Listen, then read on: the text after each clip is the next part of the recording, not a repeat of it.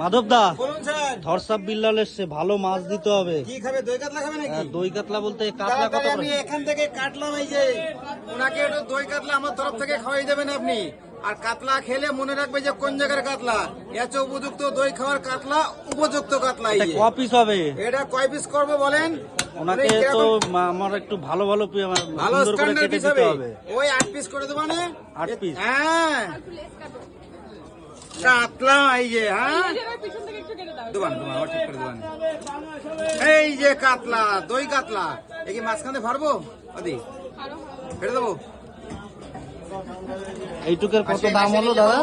এ বেশি দাম নেই, আদি দুটো করবো, তিনটে করবো? ঠিক আছে, গুড গুড। এই যে কাতলা দেখেন, ও রান্না করলে তো ভালো লাগে। সব দিত বারবার। পুরো তালে এই সিদ্ধ করে দিও। গঙ্গাসাগরে একবার এই দই কাতলা একবার খেলে মুখে লেগে থাকবে 3 দিন।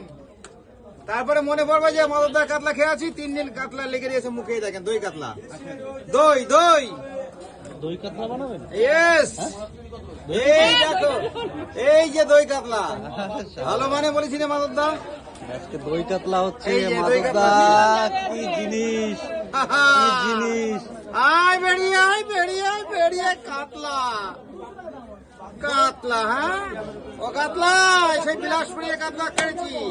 কাতলা কাতলা, আয় আয় ক পিস হয়েছে? বেরিয়ে আয়।